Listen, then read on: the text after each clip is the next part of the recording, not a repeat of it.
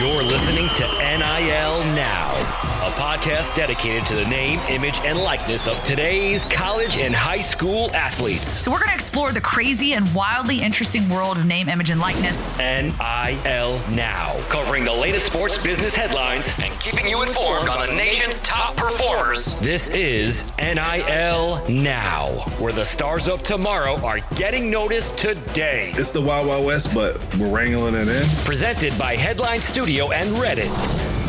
Here are your hosts, Lauren Sisler and Kevin Jones. What is up? We are back with another episode of NIL Now, a production of Headline Studio and Reddit, where we cover the crazy and wildly interesting world of name, image, and likeness.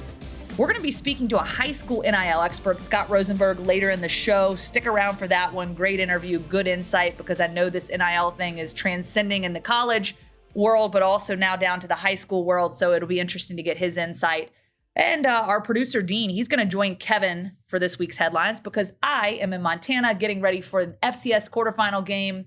It's snowing outside. It's frigid. It's cold, but this one's going to be fun. It's Montana State, William and Mary. So I got to hop for a little bit, but I'll be joining the show again to talk with Bobak and our guest, Scott Rosenberg. Dean, Kevin, take it away.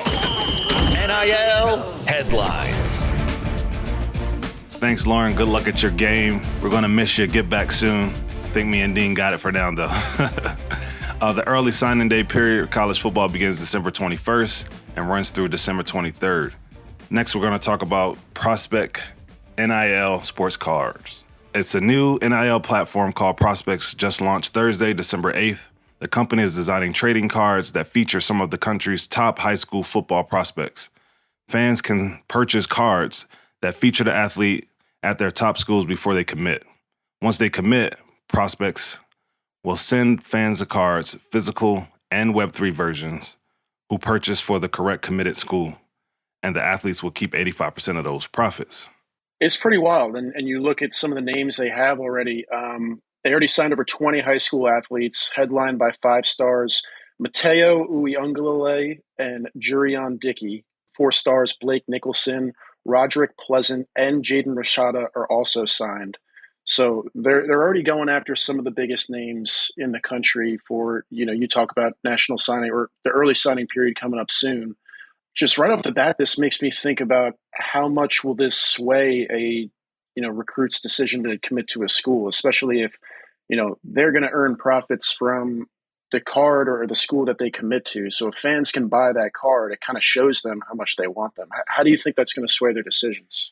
I think it's definitely going to sway the decisions. It's not going to sway every kid. I think every kid has like a different set of, factors that they weigh into what they want to do.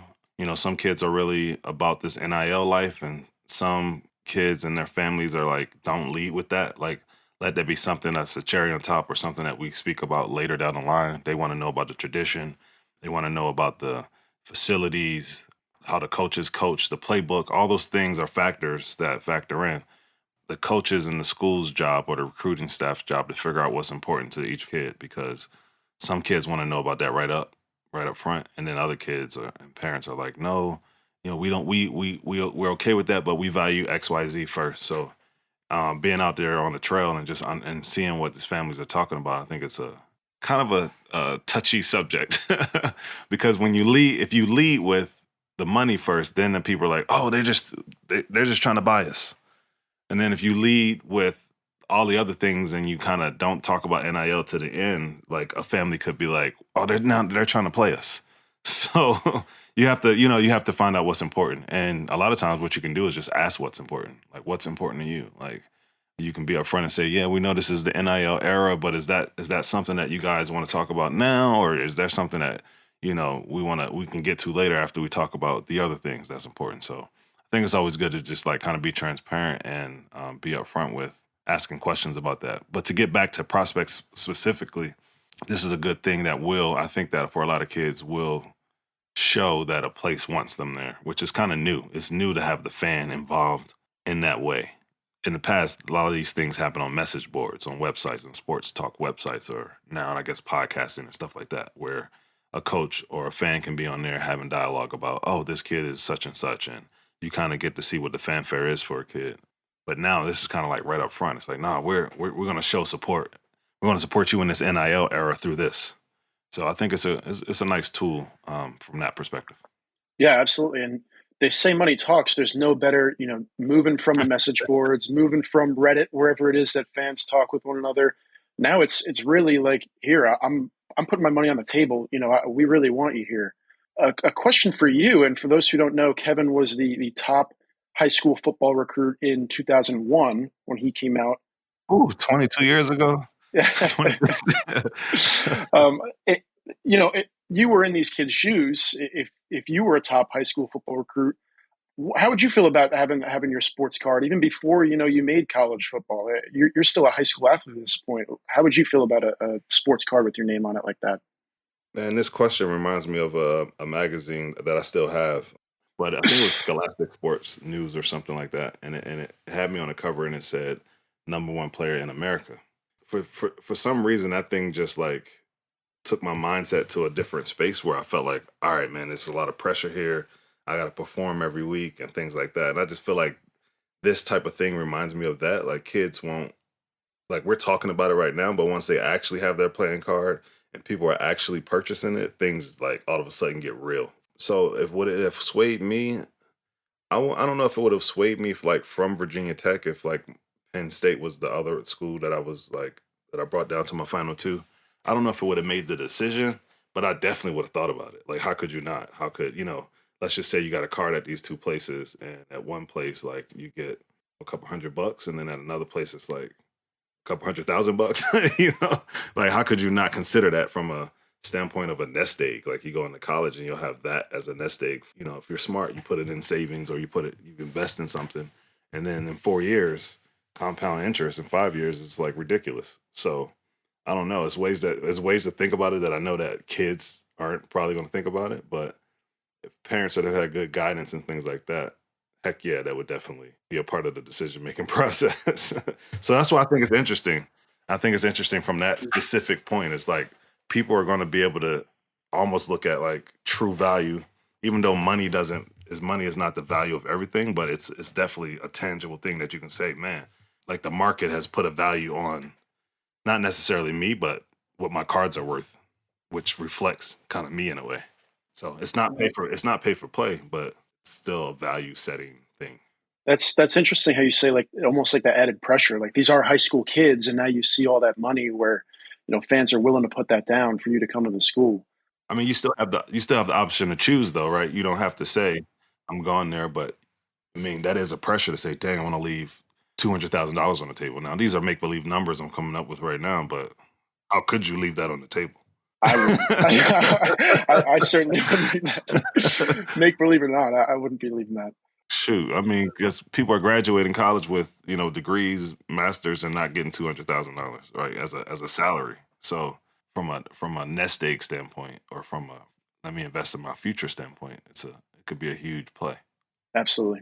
And before we go to the next headline, obviously you had an NFL career too.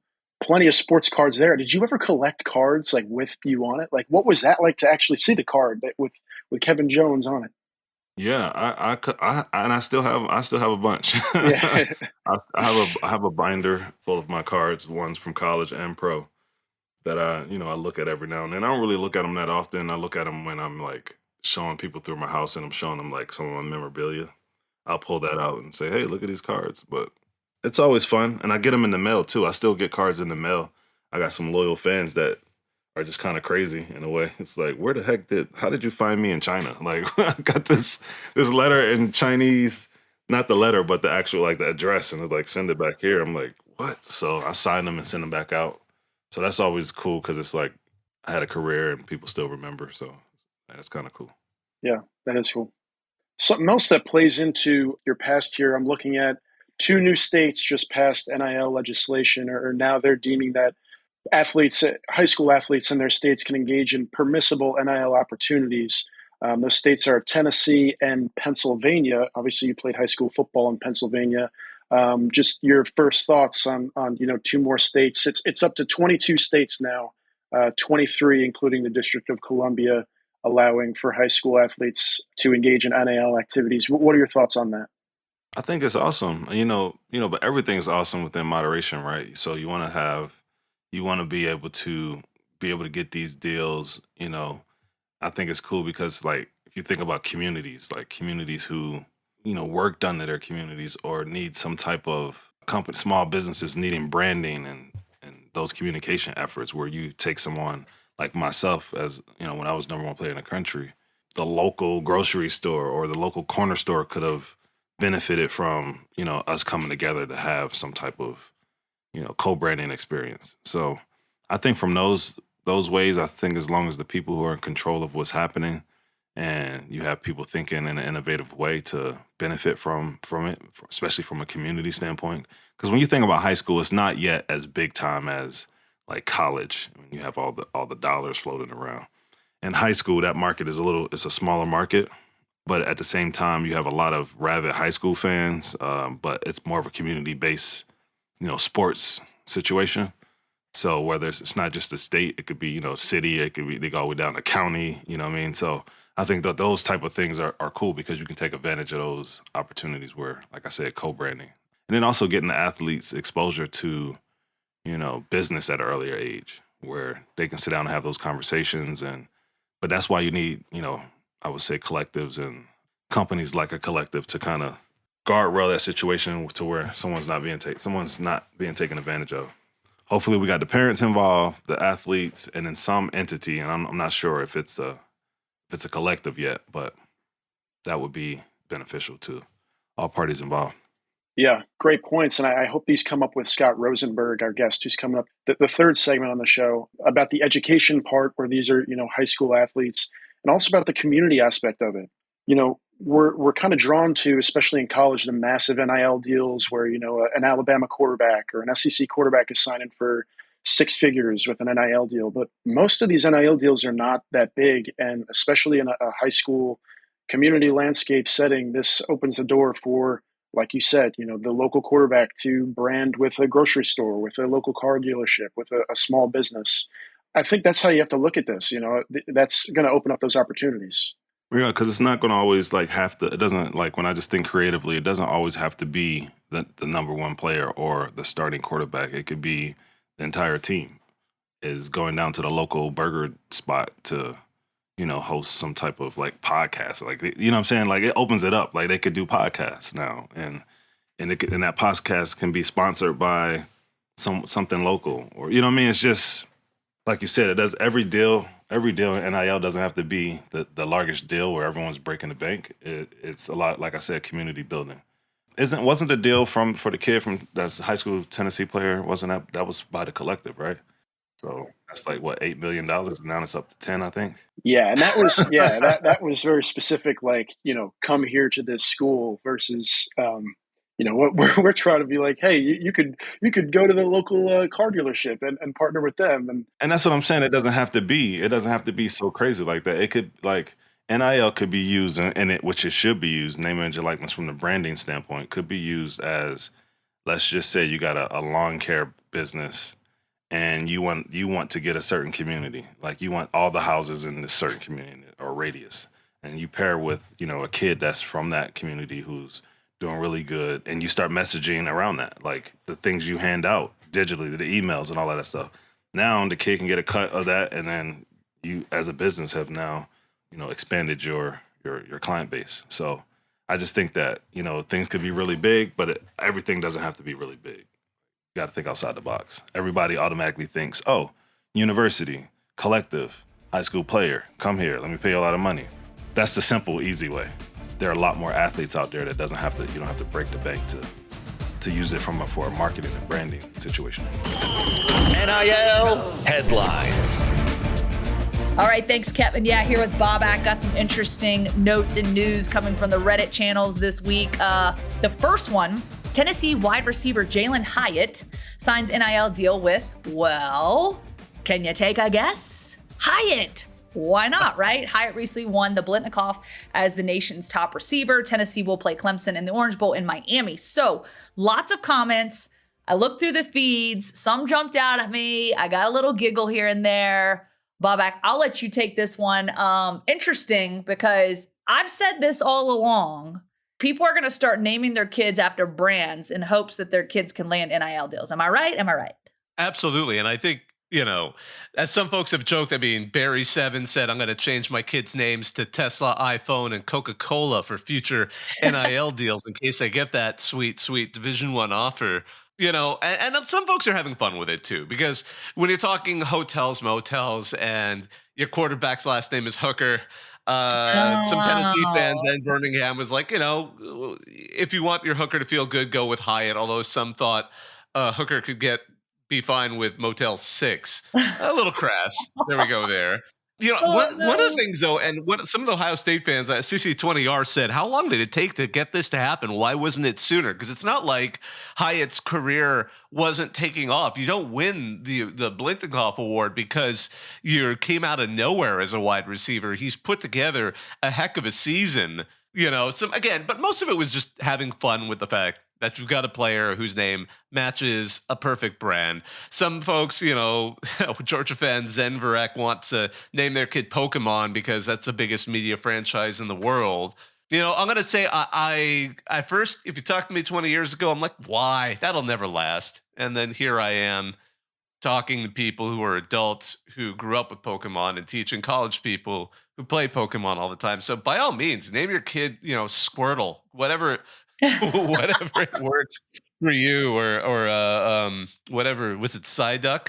I think that's the other one. God, and Do here's the not do thing: not I have am defer to me saying on this. anything Pokemon because I ain't got you. I don't have your back on that one because I have no idea anything about Pokemon. The only thing I remember is that craze where like your cell phone, you could like go places and like snatch up some of the little characters. Like I saw people doing Pokemon that. Go. Like yeah, Pokemon Go, running into walls. Like it's not like we don't do that enough when we're on our cell phones, not paying attention, right? And you get those kind of wacky situations where kids would like find. There was one situation where people were wandering out in the woods and like found a body because What? people were going places they'd never gone before, and they were just finding random things, all because they were hunting Pokemon. But Oh college football my. had some fun with it. I remember there was a Mountain West Media Day. Where the Hawaii head coach was going around like and actually trying. I mean, because you could tell he was an easygoing guy. He was trying to relate to his folks. It was Rolo, and he was Coach taking Rolo, yeah. screenshots of Pokemon, by the commissioner, by things like that. So it had its phase, but it's still going strong. So by all means, if you want to name your kid Pikachu, or I should know this stuff. I've got kids and they're really into it, but I'm learning just enough to be a really painfully awkward dad when I talk about this stuff. I mean, I guess it works. I don't know. I can tell you this.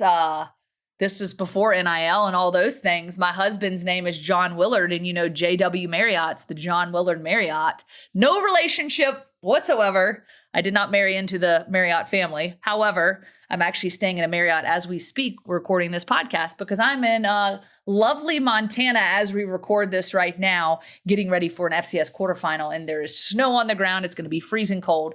Nonetheless, all that to say, Hey, I'm in Minnesota, so it's just all the same to me. But I yeah. think that's great. By the way, one last one I did want to mention. One of the Georgia fans was disappointed Jake Fromm was not around for NIL for the inevitable State Farm partnership to be Jake Fromm's State Farm. That was one of those that Oh, that's got good. left out there because he was there just a little too soon. Yes, Jake from State Farm. Yes. That's good. I like that. All good stuff there. Here's an interesting one. And this is not new, but these type of deals and these type of call to action, CTAs, keep popping up all over the place.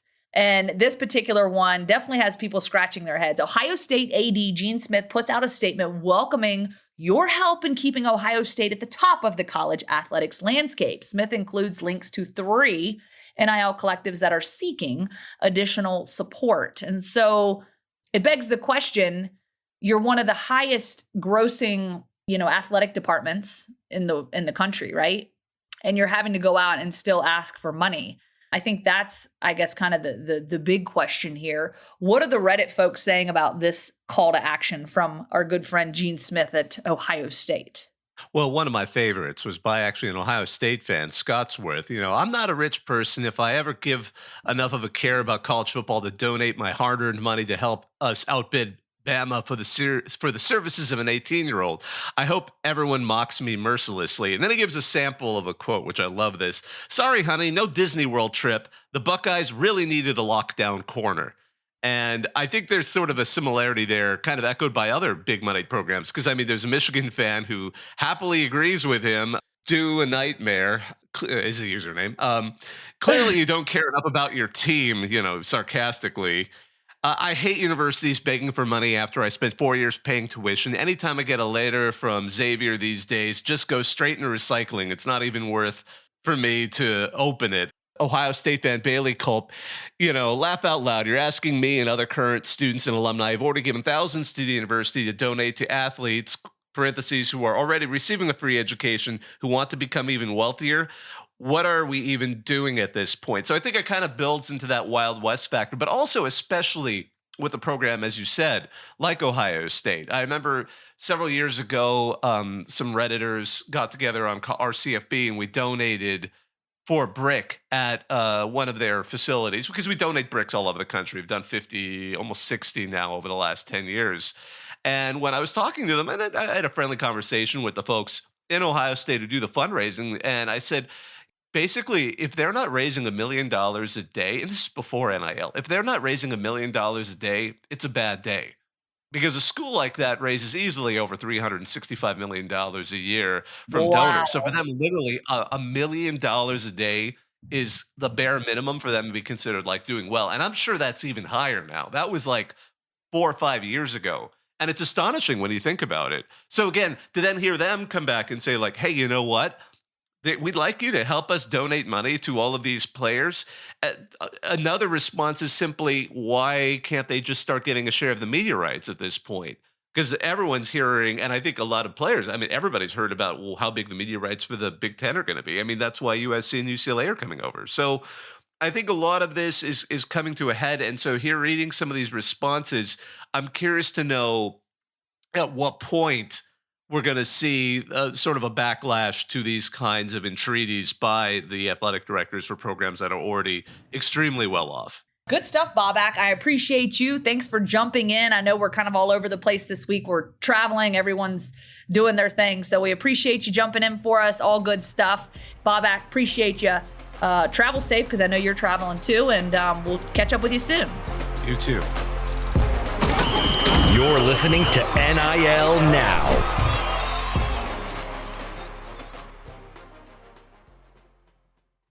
All right, now we're joined by our guest for episode number 8, Scott Rosenberg, Vice President of Sales at rSchoolToday, a sports management platform for high schools. Rosenberg is a former high school assistant principal involved now in high school NIL through rSchoolToday. Scott, thanks for joining us. Great to be here. Thank you. Yeah, so just give us some background on rSchoolToday, how this all came about and what it is exactly you do and how you help high school athletes as they navigate NIL. Sure. rSchoolToday is a sports management platform. We work with about 11,000 schools across the country. We're the leading platform for schedule management, facility management, front-end websites, mobile apps, things like that. And so we're very well tuned in to all the different stakeholders involved with high school athletics. As a former assistant principal and athletic director, it's really a passion of mine, working with schools, working with athletic directors to kind of make their lives easier, get them out from behind their desks, let them get to do the things that they love the most, which is really just being cheerleaders, working with coaches, student athletes, watching games, and being involved. So our software is just a platform that allows for athletic directors to stay organized and to share content with the public on the front end. So how are you guys in the business, rSchool? How are you guys plugged into the NIL space right now, like as it pertains to high school students? Yeah, I mean, honestly, right now we're doing a lot of listening and learning in that space. A bit of a lightning rod at the high school level, being newer in the high school space. Clearly, it still is at the collegiate level. But we work with so many different stakeholders that taking an approach to listening and learning at first is really important for us, because we work with state associations, conferences, athletic directors, coaches, student athletes, parents. They all have different points of view here on this. And so we're trying to navigate the Wild West of high school NIL at this point. We feel like we're really well positioned because we work with so many of these people. Plus, we also work with businesses at the local level through our advertising platform. So in that vein, we're doing a lot of listening. Truthfully, the most important thing I think we can do as a company at the beginning of this is education. There are 8 million high school student athletes across the country.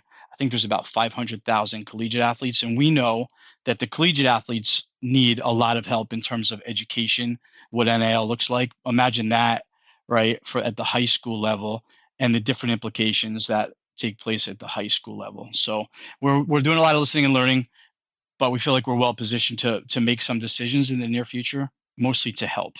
With some of the research you guys are doing, I mean, that's one of the biggest, I would say, things in research is the listening and learning part without, having, yes, a biased opinion on that. So in the high school space, what are you seeing as far as whether that's ideas, whether that's hurdles, legislation? Are you seeing anything that, I don't know, that you can share with us? I'm pretty sure our listeners are interested in, because that the high school space is very interesting. In some states you can have NIL deals, other states you can't. College fans see like the kid got a huge deal to go to University of Tennessee, but then you're wondering like, well, how can other schools compete with that if they can't have, NIL in their state? So what are some of the things you might be seeing or hearing or learning? Yeah, great question. So interesting, right? I believe that there are 20 states right now that allow high school NIL. I believe probably by the end of the school year, it'll be closer to 25, so about half the states. The legislation for most of the states is very much kind of hands off, meaning we're going to set some basic rules and constraints, but most of the states really don't want to have much to do with the NIL space, meaning, listen, you can go out and get NIL deals as long as you follow these certain rules. They may be you cannot wear anything that is associated with your high school, right? No uniforms, no things like that. You can't promote things that would be offensive in school, right? Drugs, alcohol, anything like that can't be promoted. In terms of the differences among states, that tends to be that like hands-off approach that most are taking. I think one of the things that is so interesting to me is the difference between the high school or education-based athletics and the club scene. I've kind of taken this approach more probably individual than company wise that if we're already competing for student athletes for education based athletics with the club sports, I think the club sports are certainly going to embrace NIL, if that makes sense, right? If they can get deals for their students, they're going to be promoting the heck out of that. Come play for our club program because we're helping get them NIL deals. Whereas if we're competing for that same kid, I feel like if high schools don't sort of embrace it at the same time, we might lose more kids from education based athletics to the club scene. And I think that would be a real shame. Where, as I said, we know that there's plenty of value at the club level, but we see so much value to playing with your friends, playing for your school, representing your community, everything that most of us are familiar with education based athletics. Yeah. And I would just jump in with that. What if you kind of had a crystal ball with where things are in the high school space? I'd like to say 5 years from now, but I think we're trending in a much quicker direction. Where do you see things for the high school space in the next, 2-3 years? I mean, my perspective is it's going to follow the college space.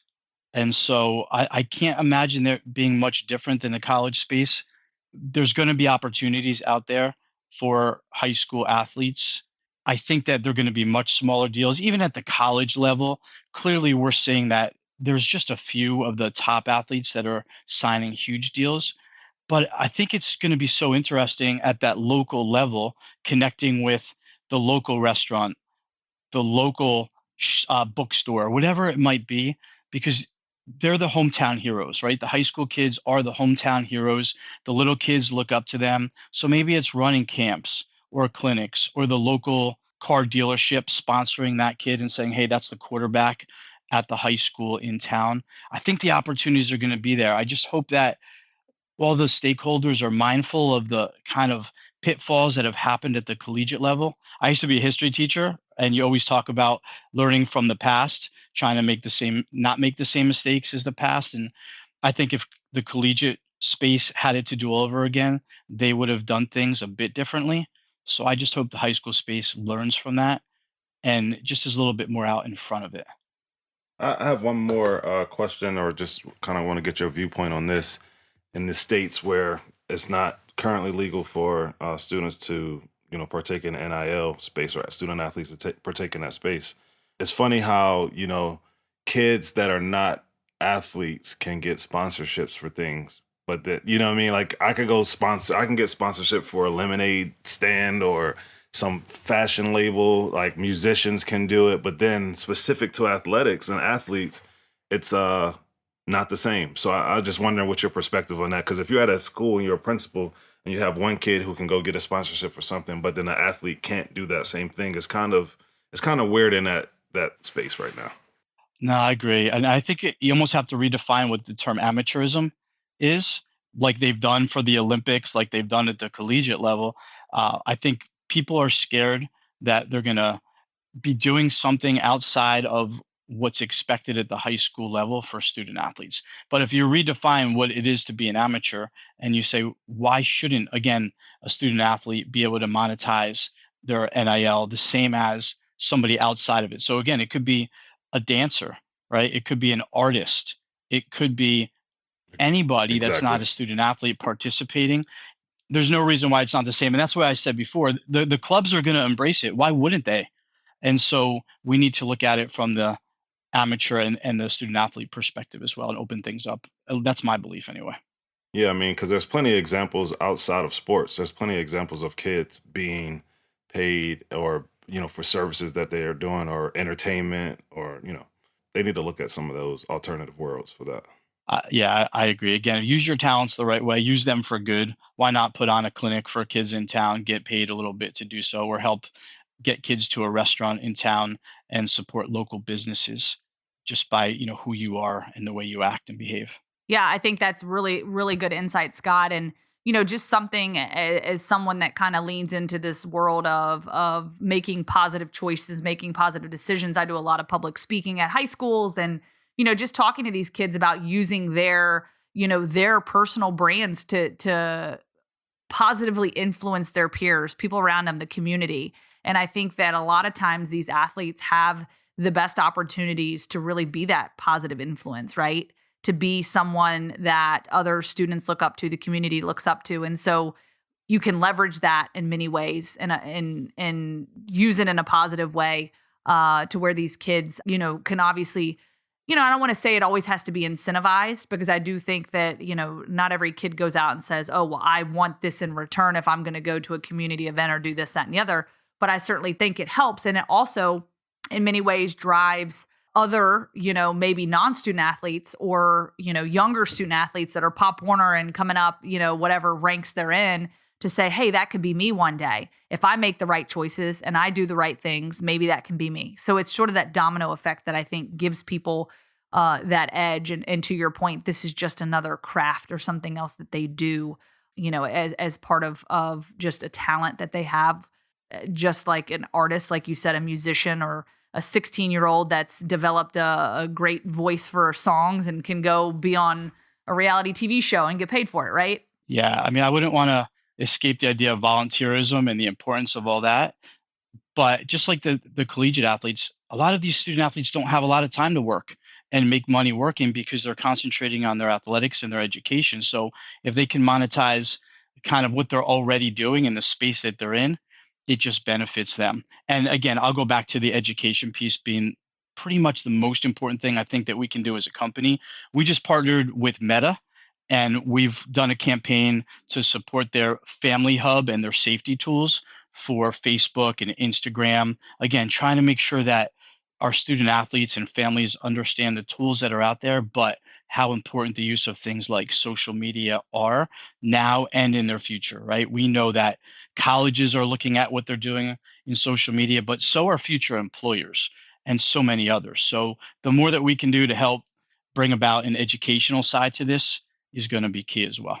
Love that, Scott. Thank you so much. Great insight. We appreciate it. We've obviously been talking a lot in the NIL space, especially obviously in the college ranks. And so to kind of get some insight as things start to trickle down into the high school ranks is certainly insightful and good information. So again, we appreciate you, Scott Rosenberg, Vice President of Sales at rSchoolToday. If you want to learn more about rSchoolToday, you can visit them, their website, www.rSchoolToday.com. And again, Scott, thank you for your time. We appreciate you, and good luck with everything. Thank you, guys. Thanks for all the good work you're doing. Appreciate it. All right, a big thank you again to Scott Rosenberg for joining us this week. Follow us on NIL Now Show on Instagram and Twitter and on Reddit, NIL. Tell a friend. Let us know what you think about the show. We love your feedback. And of course, you can find next week's episode out wherever you listen to your podcasts. Thank you to Bobak, Hyatt, and the Reddit college football team for your help. You can follow them at Reddit CFB on Twitter and online at Reddit College Football. I'm Lauren Sisler. My co-host is Kevin Jones. A big thank you to Dean as well for jumping in on the headlines today. We appreciate you.